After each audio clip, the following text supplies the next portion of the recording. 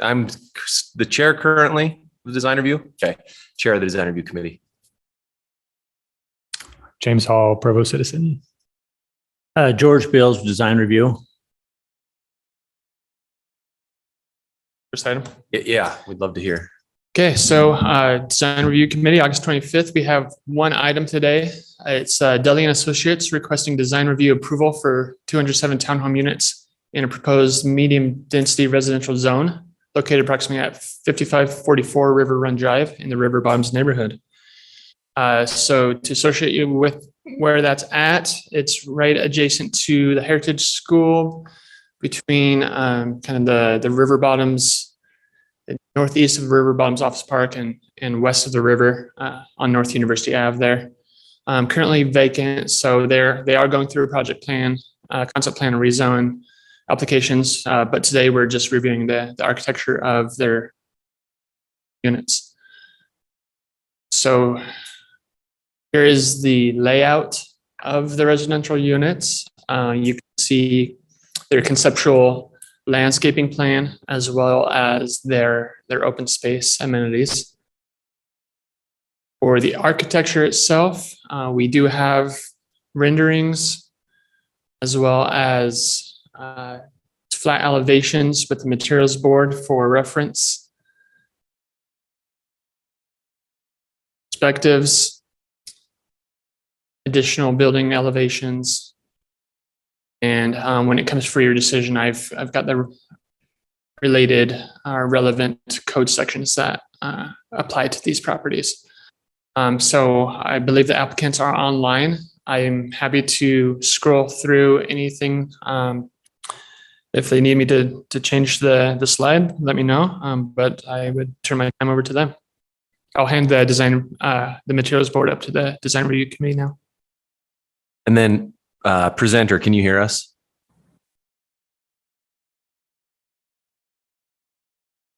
Are they even on or? Okay. I can't hear you yet, but just wanted to let you know. So what we'll do is we'd love to hear you guys run through the renderings. And then once you go through your presentation, kind of showing us your plans, we as a committee will go through and ask you a series of questions. Then we'll have a discussion. Then there's public comment. If there's anybody from the community that wants to weigh in, whether it be from the neighborhood or neighborhood chair or anything like that.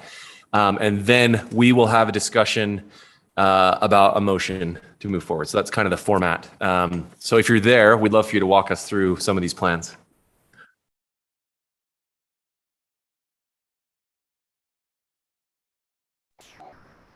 Hi, good afternoon. This is Michael Schrock with Urban Arena. We are a unique firm in that we do site planning and architecture and landscape architecture. My assumption is the clients themselves were going to be on, but I just emailed them. I was given this link and I've sent it to my team, but I'm curious to know if they actually are on the call. But either way, I can walk you through the site plan as well as the elevations and show you kind of what our concept was and what we were trying to accomplish. If that's helpful to you, for sure.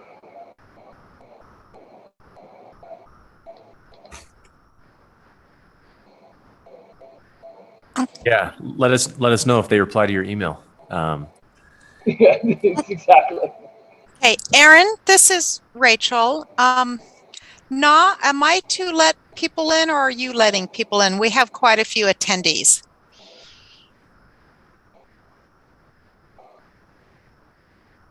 Do we know the name of the presenter?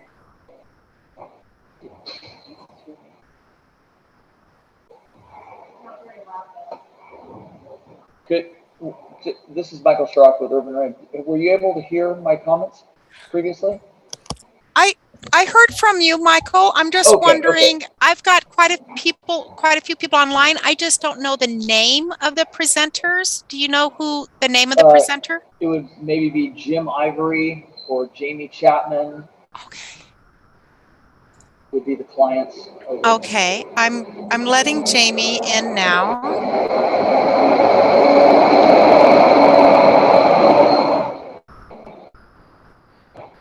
Okay, so Jamie should be able to speak now. Hello, can you hear me? Yes, thank you. Ah, there we go. I was an attendee and not a panelist, I guess. Maybe that was the problem. Cool. Welcome. Yeah. Thank you so much. If you'd like to walk us through some of these things, and then we'll have some discussion about it. Of course, I'll let Michael speak to the actual architecture. I can speak to the site plan if we want to pull that up. Okay, so you know, we've been working with the city for about a year now, I would say. The initial proposal was all two-story townhomes. We have worked with the city addressing you know, setback issues, traffic issues, some open space comments.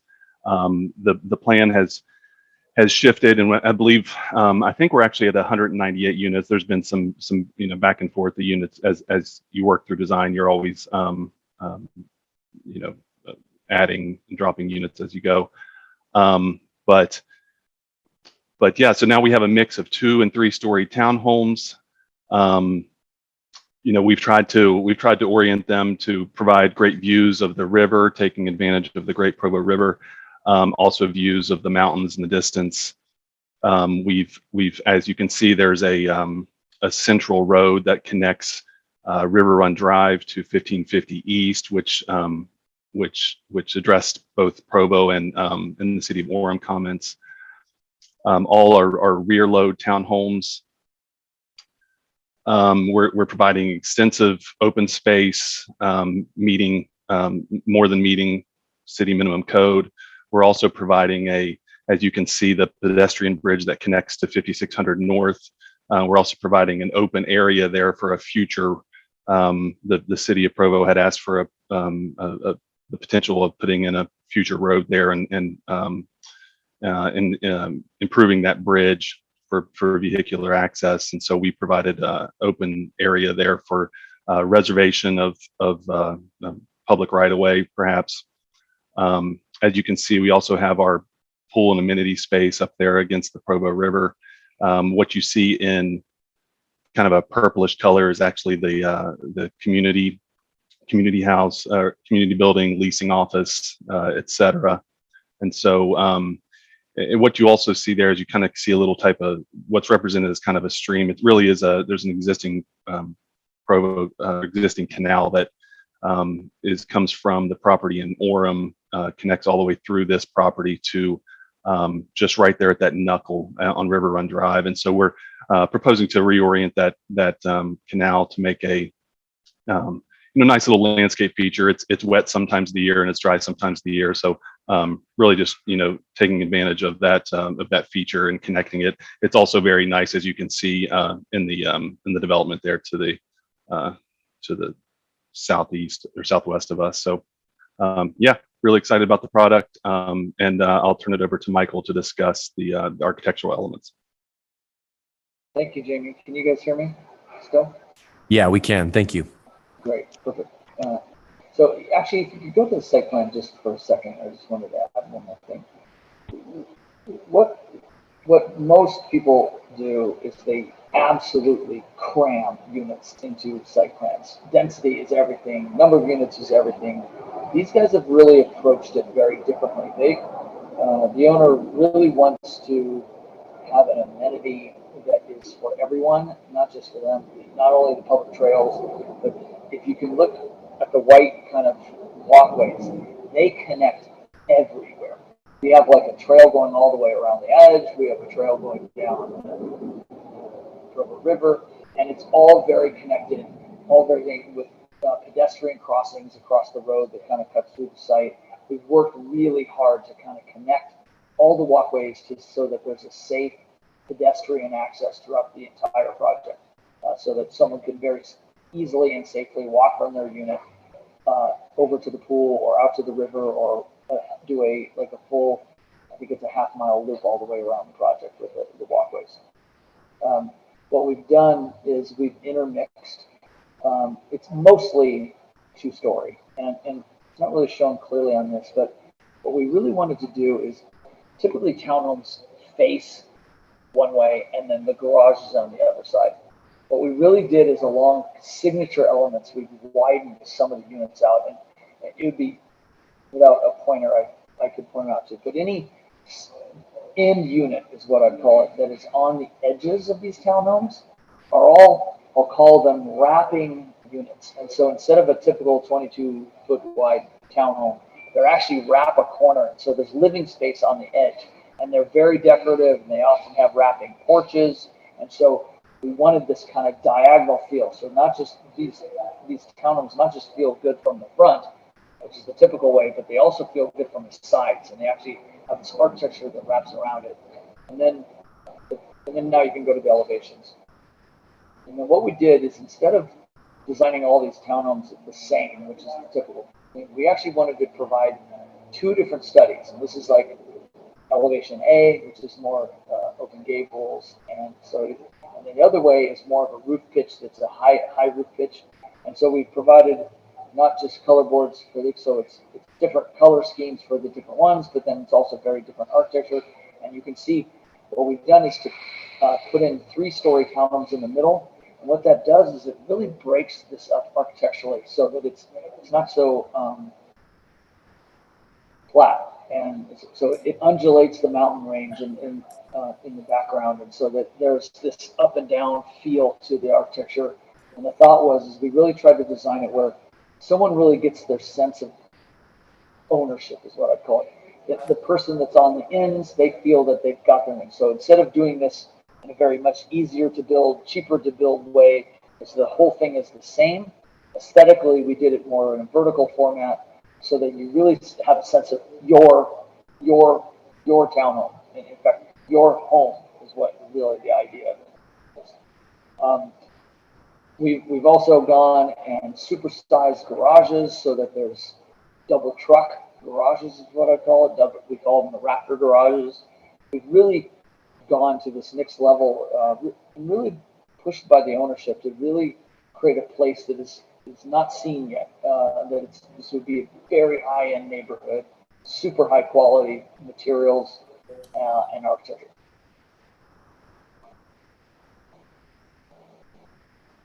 I think that's pretty much it. Cool. I mean, you can go through these, but you guys have the package. I'll be happy to answer any questions on materials or whatever. But the thought was that as you look through as you walk through, you're not looking at the same everywhere. It's all undulated. It's all architecturally different styles, different colors, different elevations. Cool. And then just so that you both know, we may ask a couple questions, and you guys have given us a lot of context, but the only thing that we weigh in on is architectural and landscape renderings. And then we make a recommendation for the next step where you guys go to Planning Commission. Is that going to happen? Okay. So then you guys will go to Planning Commission next, and they will see whether we've approved or rejected or made recommendations for change. Now, so basically, you hurt our feelings with saying you don't like the architecture, and then we start crying. I missed that. I'm just kidding. Sorry. Go ahead. Yeah, we can hear a lot of what you're saying, but only half of it because it's the audio quality is kind of poor. But I wanted to ask. This doesn't affect the architectural renderings, but just so that I understand the context about having individual units, kind of like you're referencing, which I appreciate. Are these for sale or are these for rent? These are for rent product. Cool. And then did you guys host a neighborhood meeting yet? We did. Okay. Was there any feedback, since we don't seem to have anyone here, any overall support, concern, pros, cons? No, it was a positive neighborhood meeting. It also included at the original application we had submitted for rezone of this, as well as the parcel across the river at the corner of 5600 and University. And so I think there was a little bit more conversation about that property, not so much about the townhomes. Cool. Okay. Well, committee, what ideas or questions, concerns, what do you have for this group. He may have said it already, but I noticed that some of these are flat roofs and some are pitched roofs. Are they in different locations in the project? Correct. They'll be interspersed throughout the project, both the color schemes as well as the architectural elevations, so that you don't face the same elevation style. Did you hear some of that answer? No, do you want to translate that for me?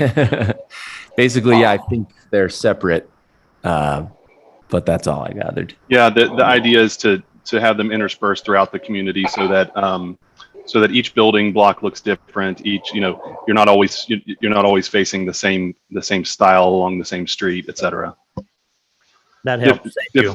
Differentiation in product.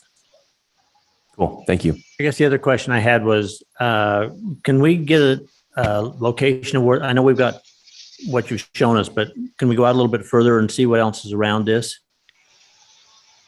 Yeah. So this is just north of like the Qualtrics and Vivint Park and Riverwoods. So this is butting up against all the commercial? Yeah. In fact, we saw the renderings for right across the river. They're renovating, see that white box there. We approved her renovation renderings like a year ago ish. I don't know if you remember that. Right. This is right that area where people often park their cars and say for sale. Right there on University before you go up that canyon. Okay, so as I'm looking at this, then everything to the east would be, is that residential in there? No, that's the west. Is that the west? Yeah. Oh, you're right. Correction, that is the west. Okay. Okay. That's all I had. It's not so much a reaction to the design, but the layouts. I'm a little concerned about the wayfinding on the property. It looks like all of the rear elevations with the garages that face the street don't have any doors into the actual units, that you'd need to go around and down the green paths, which I think conceptually is quite nice to like not enter through the garage. Have you thought about signage or how you're going to display house numbers so that people know which of the little walkable alleys they're supposed to be parking near and walking down if they're visiting a friend or something? I switched. Go ahead. Go sorry. ahead, Jimmy. I was just going to say, we haven't gotten to that level of detail yet. We obviously will. This is the first step in the road is the rezone of the property, and then we have to go through the project plan process. So we'll be diving into those details after we get past this initial step. Okay, But I so like the comment, and typically in our condominium, where this would be usually condominiums, we'll have very trick little wayfinding signs, and actually sometimes brand those or name those actually paseos, so people feel that they're living on like this paseo, and so they identify with that area almost like their own street. Cool. Yeah, I think just keeping the branding cohesive and making sure that whatever signage goes up is a lot in tune with the architecture, I think would be obviously quite nice. And I think materially, personally, I'm not a huge fan of all of the white residential architecture that's going up. So I'm glad that there is some material variance happening here. It's not just repetitive white hardy board all across the whole property. Personally would like to see maybe a little bit more of the wood or stone come up, but I think as designed, it's got a nice blend to just not feel like monotonous white walls. I think that's a good comment. We could look at adding some more stone in different places. I appreciate that comment. And I guess I have a comment for Aaron. I know on some parts of the university we have a design standards. Is there anything down this far at all? So there isn't a design corridor through here. The only design standards are within the MDR zone. I've illustrated the ones that would apply here. They have to do with openings, articulation, and major materials.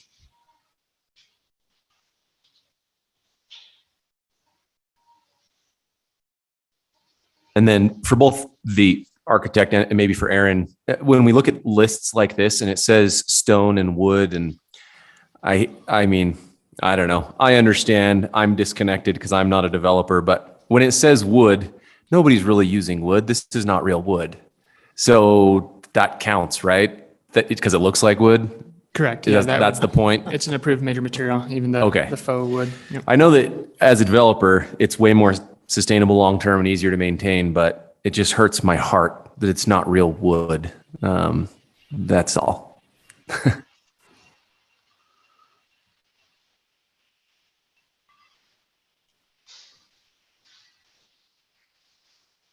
So I think we've maybe finished any of our questions. So there are three different steps we can take right now. We can, if we were to be offended by anything, we could reject it and request that you come back with required changes, or we can just accept it as is, or we can accept it with attached recommendations. So do you guys have any motions you want to make? Maybe a recommendation for the wayfinding or something like that, or? Well, I kind of agree that it seems like there is an awful lot of white in here, and maybe a little more brick accent would be helpful. Yeah, brick or wood or stone or. Yeah. Yep. Okay. And I think just recommending that thought and care goes into the wayfinding. I'm sure, as the architect described, it will be part of the overall plan, but I do think it's quite important in this context. Yeah. Okay. So those are good comments. Do we want to make a motion for anything? Do we want to include those things?